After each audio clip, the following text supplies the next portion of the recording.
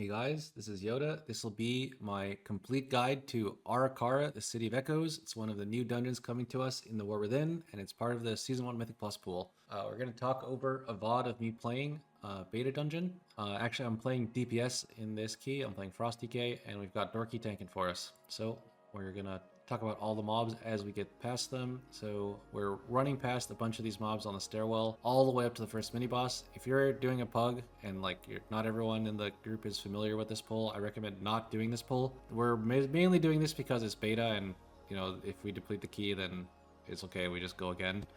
But on live, keys deplete, I would recommend not doing this, especially early in the season. Once we're grouping the pull, I'll talk about all the mobs. So this is kind of where I would stop if I was in like a pug run. I would run all the way up here, get one attendant, no mini boss, no other attendant, and call it a pull. But we're going up to the mini boss here, so I'll talk about all the mobs. So in this pull, there's the mini boss, Ixin. It has 3 moves, I think. So one is Web Bolt. It's just, your run-of-the-mill bolt and cast it at a random person, does some damage. It also has Horrifying Shrill, which is a very important cast. If it goes off, it does a bunch of damage to everyone and fears everyone. It's basically a wipe, so make sure you kick that. And it also has Web Spray, which is just a frontal, dodge it. Next, we've got a bunch of different crawlers. So we've got these Ravenous Crawlers, kind of do some tank damage, and they also jump on people. We've got these Jabbing Flyers, which just apply a dot to the tank. And we've got some Engorge Crawlers that are off screen, which I'll unpause so I can see a bit. Here, I believe. Yeah, there's an Engorge Crawler over here, casting Venomous Spit. So basically, they just cast Venomous Spit at random people. You can see the dot being applied to our healer here. And when they're low, they explode. They put a little circle around them, which you'll see later, I believe it's called Venom Explosion, probably not the right name. On top of that, in this pull, there's 2 Trilling Attendants. These Trilling Attendants also cast Web Bolt, same run-of-the-mill Web Bolt, and they also have a move called Resonant Barrage, so we'll play the VOD a bit. I A-bomb Limb, by the way, to grip all these mobs in, and you also notice while I was running in, I just stayed mounted. This is like a really long gather. You can ruin your entire pull if you just try to dot stuff just to get ahead on DPS and pull aggro. So don't do that. All right, so here's the Horrifying Shrill. We kick it. And this is the Resonant Barrage. You'll notice it's interruptible and it's a channel. So any AoE stop or kick will stop this. Make sure it doesn't go off. This channel's for a long time. You're going to die. And you notice all these web bolts going off. This is actually quite a dangerous pull. You have to kick Horrifying Shrill. And there's 2 other spam casters plus the mini boss spamming web bolt at your group. If you fail to press a defensive, if you stand in something, if you just get unlucky and a bunch of bolts target you, you're probably gonna die. So be really careful in this pull. We do use our AoE stops pretty well, and we have beams, so we managed to get through it. Also, you notice these eggs around the room here, like this egg and some eggs that we already ran over. If you run over these, that's what causes these webs to spawn. You can see these webs that are spawning. If you're in the web, you start getting this stacking debuff, which you can see here. At 5 stacks, on beta, it's kind of bugged. It says it stuns you, but it's actually a root. I don't know what the actual plan is for how it's going to end up. I think it's probably just going to be a root. That's dispellable. And you also take some ticking damage while you're in it. So just don't run over these eggs when possible. We kill off the mini boss, and here you're going to see these Engorged Crawlers do their little explosion. It's called Toxic Rupture. If you do an AoE stop, it actually doesn't stop them from doing this. They are grippable, by the way, so be very careful with moves like Abomination Limb, Actual Death Grip, Typhoon, Ursals, all that. Just be very careful with that. Next, we're doing a smaller pull here. There's an attendant, some jabbing flyers. So the flyers, remember, display a bleed. Attendant is your regular caster, and the Engorged Crawler. So this area actually has a lot of Engorged Crawlers. Be careful pulling too big here because these are all casting Venomous Spit. If too many spits go out and your healer doesn't have enough dispel or is unable to heal through, then you're probably gonna wipe. Just be careful going too big here. So we do this pull. It's very important that we clear the whole platform because the boss will eventually be fought here. You also notice we're finishing off all these crawlers, at least they're casting Toxic Rupture before we pull the next boss, or mini boss, which is Nact. Basically, there's 3 of these spiders that are considered mini bosses. You need to kill all 3 in order to spawn the first boss. The first one was Ixin, it was part of the first pull. Now we're going on to Nact. So Nact is the same as the first guy, except instead of Horrifying Shrill, he casts Call of the Brood. So we'll see what that is in a sec here. You can see my timer says AoE Inc. Call of the Brood. It basically does massive damage. You can see how much damage it's doing to our health bar here. This is with our healer prepping healing. Massive damage to everyone, and it spawns 2 random Ravenous Crawlers. Ideally, he only gets 2 off in our high key. In low keys, he might just get 1 off and call it a day. Basically, just use a personal whenever he's doing that. And also, it's important to make sure all of these Toxic Rupture, Engorged Crawlers, are dead before you pull him. Otherwise, you can get overlapped with Venomous Spray or Venomous Spit plus the Call of the Brood, and you will die. Anyway, that's this guy. Next we move on. This trailing attendant needs like 3 different kicks before he moves. And we're fighting Attic. So before we get into this pull, you'll notice around Attic, there's a bunch of these webbed eggs. If you walk over these as melee, which is very easy to accidentally do, you're going to spawn a bunch of webs around him, and it's going to be very, very annoying to fight this boss, mini-boss, because he doesn't move, and if there's webs all around him, you're just going to be like in webs the whole time, perma getting rooted, perma getting dotted and slowed. It's going to feel terrible. So just do not walk over these eggs at any cost. If you do, then, you'll kind of have to deal with it, but just try to avoid them. This attic also only bolts the tank, so if your tank is able to survive it, then you can focus all of your kicks on the attendant here in the pull. He also casts Poisonous Cloud. You notice this cloud here. This has a very, very strong impact. If you're standing in it, you will die. And the cloud also kind of moves around, I think. So just make sure it doesn't move into you. And that's the whole boss, or the whole mini-boss. Here he casts Cloud very soon, I think. It's also really hard to see. Like you can kind of see it in here now that we're looking for it, this green circle. But yeah, just be super careful when you see this casting. Just move and take a look around you to make sure you know where it is. Once that mini boss dies, the boss is spawned. We move in, pull some extra mobs here for funnel, I think. Oh, actually, apparently we missed the mob the first time we were here, so I guess we're gonna pull it.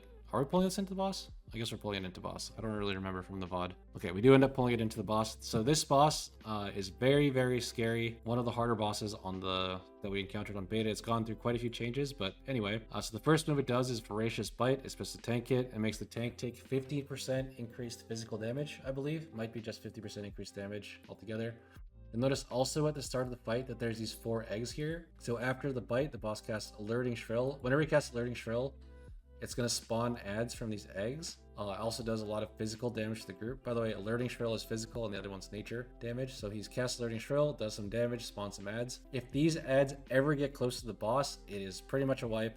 He's going to eat them and he gains plus 50% damage, I think, per stack for a whole minute. It used to be he would only gain the damage for 12 seconds, but then we started feeding the ads instantly, so they changed it to be a full minute. If he ever eats an ad, then he's going to get like damage amped, and then on the next time he casts a group damage ability, it's probably going to be a wipe. So make sure you're tanking the boss away from these ads. For some reason, we're like right next to him right now. Also, if you're a DPS, make sure you swap to the ads. It's way better to play safe and swap to the ads than like attempt to like burn the boss while someone else is killing the ads and you're kiting. That's an extremely dangerous strategy, especially in early season pugs. It's way better for you to just swap to the ads and make sure you don't wipe. So we spawn the ads and we're focusing them. These ads fixate on DPS players, by the way, or DPS and healers, usually not the tank. I'm playing Frosty K, so I'm like kind of tanky enough to just eat ad melees while killing them. If you're a bit of a squishier class, you may not want to do that. So yeah, he spawns the ads, we kill them, and then we move on. So the next move the boss does is Gossamer Onslaught. So these swirlies he's about to cast are baited on players. We kind of move in a circle here together. These swirlies also spawn webs where they are, so you have to be very careful with how you move. Don't be like too spread, don't be towards the middle. Otherwise, you're going to spawn webs in terrible spots. Also, at the end of every Gossamer Onslaught, he spawns the next egg, so you can see where the ads are coming from. So he spawns the eggs here. Gossamer Onslaught, by the way, does nature damage. Alert Trill is physical. Now he's doing Alert Trill. Our healer is probably about to die. Nope, he lives. Okay. So this is Alert Trill. He spawns some ads, and we swap to the ads. Like, as I said, I'm a Frosty K, so I can kind of just like tank them while fighting them. Might have to use Death Strike every now and then. But yeah, make sure you are swapping to these ads as DPS. As a tank, generally you want to be cutting the boss away. Dorky likes to play it kind of aggro and tank the boss near-ish them without letting the boss eat, but in my opinion, you shouldn't do that, especially in early season pugs, because it's very dangerous. You could cause a wipe. That's basically the whole boss. It's kind of a tough fight because you need to balance ad DPS and boss DPS while keeping the room clean from the Gossamer Onslaughts. Also, if you're like a melee that's not a DK, then hitting these ads while they're hitting you back is like kind of dangerous too. All right, so that's that boss. Once the boss dies, we kind of move on to the next area. I don't remember what killed me. Let's check. I think I stood in a swirly. Yeah, I stood in a swirly. We don't need to watch that. Okay, anyway. Also of note, if you die, after the first boss dies, this Docile Flyer is here. You can just click it. It's like kind of serves as a checkpoint. Obviously, I was planning to do a video here. That's why I died to show you the checkpoint. Anyway, after the boss dies, you move on to this bridge here. We got a whole new set of mobs to talk about. So we pull basically the whole bridge. There are 4 different mobs here, I think. So there's Bloodworkers that basically just don't really do anything. They charge at you and do some damage.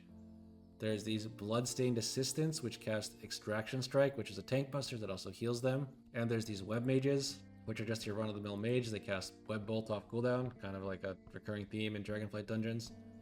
And they also have a move called Revolting Volley, so make sure the volley doesn't go off. Web Bolt, if it goes off like 1 or 2, is probably fine, as long as it's not overlapped with anything.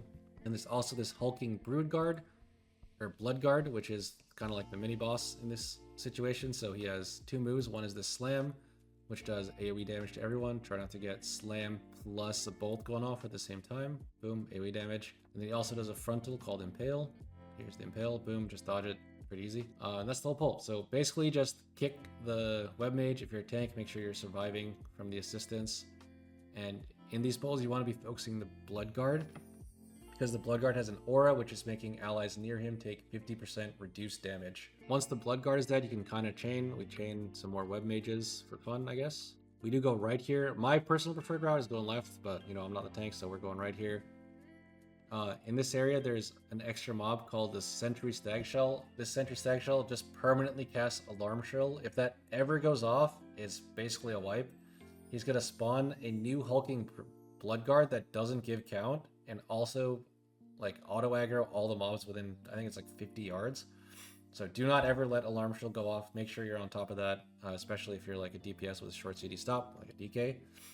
Make sure you are on top of that. You can also grip him like into the pull, which should probably be doing soon, I would assume. Yeah, there's the grip. And this is kind of just the same pull, except you have to make sure this Alarm Shrill never goes off. It's a 10-second cast. And we want to kick bolts, and we want to not let the assistant kill anyone. You can also see these blood workers charging out sometimes. That's the pull. All right, so we kill this. Usually the way I play this area is we like kill the Blood Guard and then kill the web mage or chain it low into the next pack.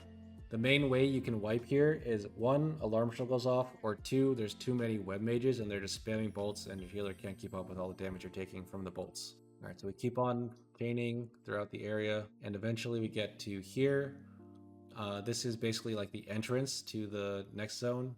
To clear it, you need to stop this web mage. But there also happen to be like 2 stag shells next to him, so usually what everyone does is you just kill the web mage and the 2 stag shells and you move on. Here, there is a pack here on the way.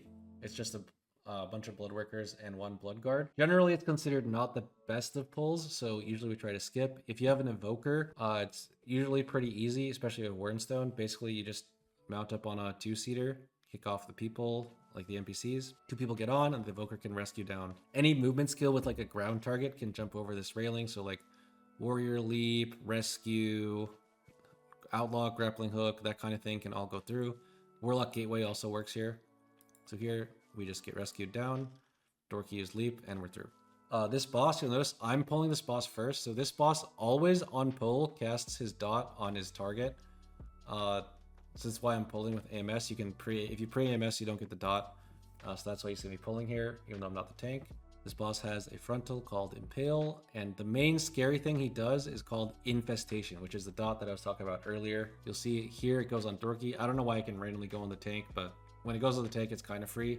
When it goes on DPS, especially like non-Death Knight DPS, it's very scary. He also has this move called Burrow Charge. You notice he's targeting the Moonkin here. If it goes off, he's going to like charge at the Moonkin and then like jump burrow upward. There's 2 parts of this burrow charge. So one is the actual travel. The second part is when he's coming up after reaching his target. So here he's traveling.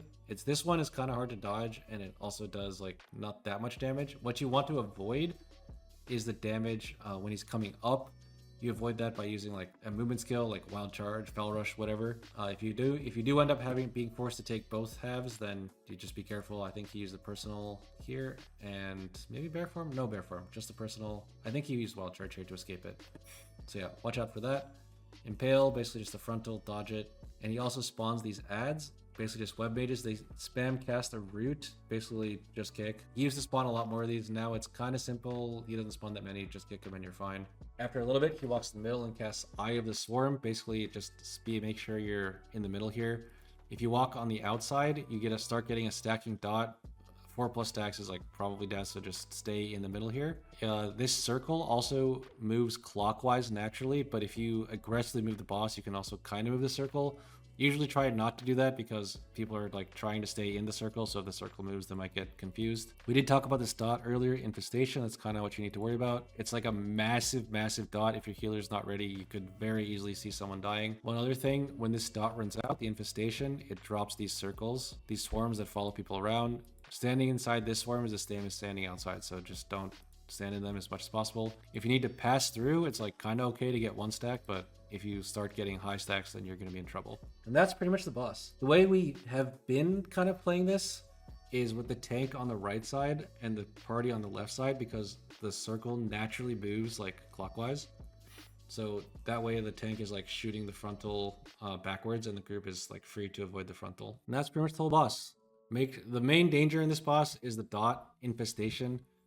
This dot is like insanely crazy. Just make sure you use a personal or something when you get picked. And as a healer, make sure you're watching out for your allies, obviously.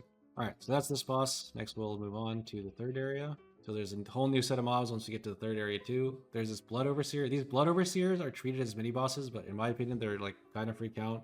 They have two moves. Number one is Venom Volley. It's like just like every other volley in the game. Just kick it. I believe a melee. You require a melee kick. 20-second kick is not enough.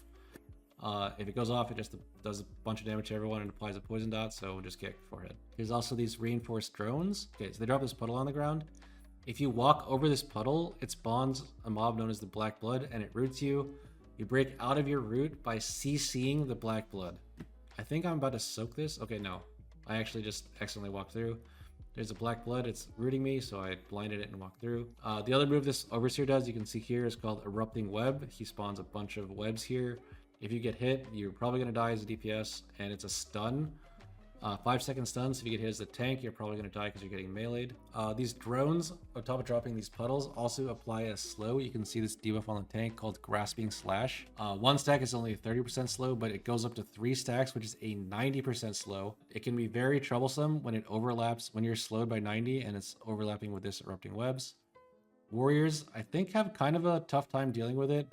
Dorky managed to survive this time, but you know, warriors in general are kind of have a hard time on this pull. You can like leap one and then you can like intervene or charge to get out of the next one, but it can be very tough. So that's the two mobs in this pull. It's the drones and the Overseer. Here you see me AMS soaking this pool. Ideally I should be walking over here too to get rid of it. I guess I didn't. Oh well, unlucky.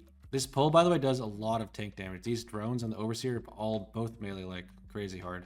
There, a Venom Volley went off. You can see like the dots on us.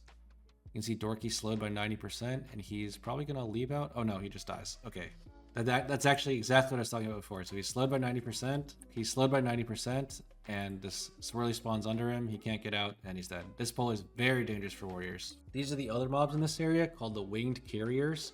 There's 10 of them total, 2 patrols of 5 in the whole area. Try not to pull all 10. If you pull 5, it's usually normal.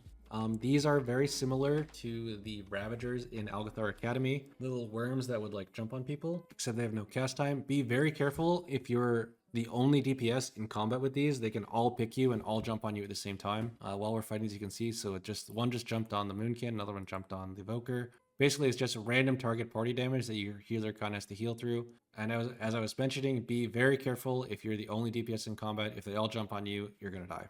All right, so that's this pull. Next, we move on here. It's the same pull basically we fought before. 2 Overseers, so it's 1 melee kick each. These drones that apply the slow to the tank. Just be super aware. Make sure you're like always thinking about what your next out is. Like certain tanks kind of have it easy to hear. Like Paladin can just freedom. Brewmaster has Tiger's Lust. DK is just immune to slow below 70. But Warrior and Guardian Druid in particular, in my opinion, are have it very rough in this area. We finish off the pull. Next, we pull the other Winged Carriers with 2 Blood Overseers, I think, that are near the boss room. It's basically the same mobs as before, so I'm going to skip through. It is possible to pull these Overseers with the boss. Ideally, you want to pull them when they're kind of low, because the boss has a mechanic which forces you to root yourself. If that root happens when these guys are casting Erupting Web, you're going to die. So we want to pull these kind of late into boss, usually like below half is good. So that's what we do here. So we pull the boss. The boss has the same move as they have, Erupting Webs. And he also has this move called Cultivating Poisons. This is the main damage that the boss does. It applies a poison dot to everyone. As a DK, I'm pre-AMSing it, so I'm not going to get this one. And you'll also see the mechanic it does. So it applies the dot, and while everyone has it, they have these lines. This basically indicates that if you get dispelled, it's going to shoot puddles in this direction. Normally it's like to your left, one to your left and one to your right, but if you like strafe a bit or move around, this can easily change direction, so just be super careful. One other thing, if you get dispelled and you're moving in the wrong direction, you can get hit by your own puddle, so be super careful with these. I can see this boss like causing a lot of wipes just because this mechanic is so weird. I heard potentially it might get reworked, so we'll see. Keep your eyes open for that, but for now, this is how it is on the beta.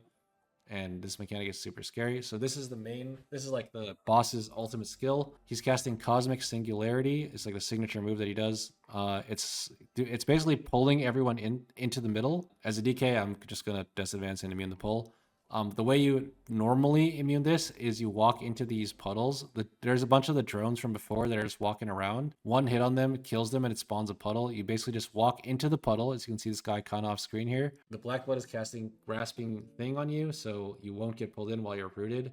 At the end of the route, you just use any like CC on the Black Blood, and then you're freed from your route. So for me, I'm a Death Knight. I just disadvance and walk out. If you don't walk out, then you are obviously going to die. If you somehow survive, it's 75% increased damage taken, I think, or less healing done and less damage done, or something like that. It's a very, very, very bad penalty. If your class has a leap, like a warrior or a DH, you also don't need to root yourself. You can like wait for the cast to be at below 0.5. I think at 0.5 he does like one extra suck.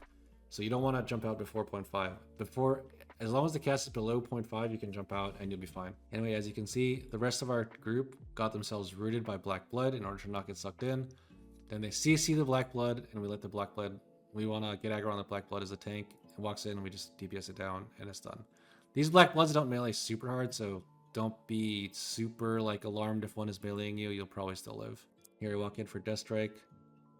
I'm kind of like trying not to hit people with my poison, so I'm walking away. It's a really good idea to be super careful with those things. They are going to one-shot if they hit people, and people are definitely going to be making mistakes with those. A lot of time when they come out, they're overlapping with a boss ability like Erupting Webs, so just be aware that people are also going to be moving, dodging this when those poisons come out.